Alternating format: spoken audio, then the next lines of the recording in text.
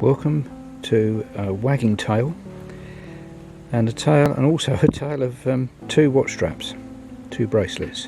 The first one is the basic standard metal strap you get on a Black Bay 58 or Black Bay Black.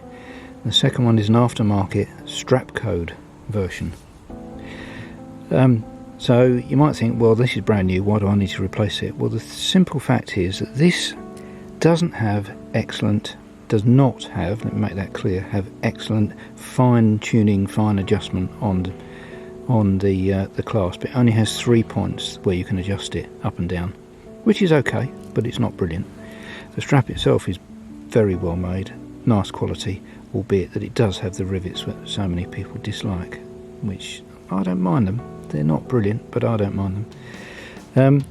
The Strapcode version has 5 points of adjustment on the side here. Hope you can see that.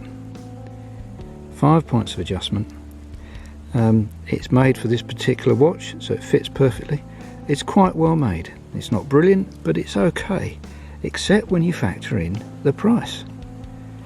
So this strap, just the strap, $102 plus $50 for shipping and packaging.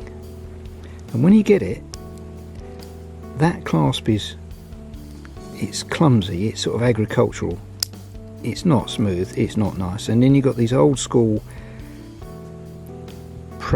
compressor buttons here, whatever you want to call them, these tabs here. Press that and that opens it up, and it's not very nice. It's a little bit cheap, and except it isn't cheap because it's $150 to you.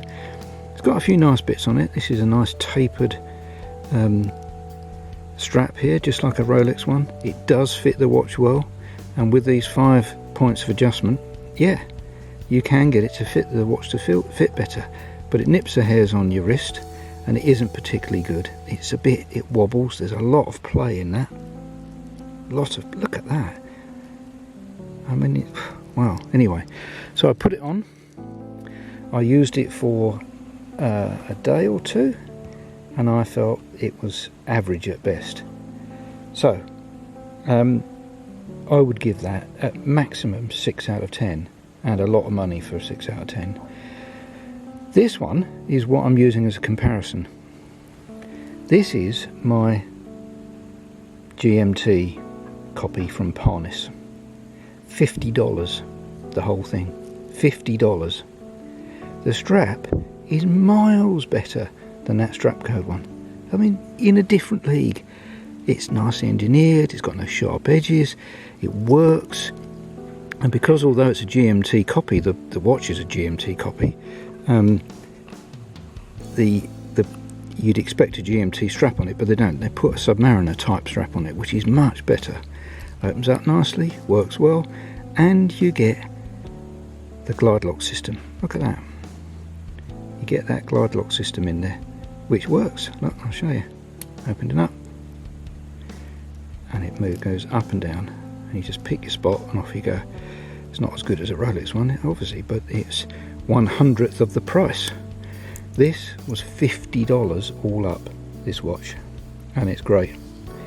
That strap there, $150, and frankly, it's average.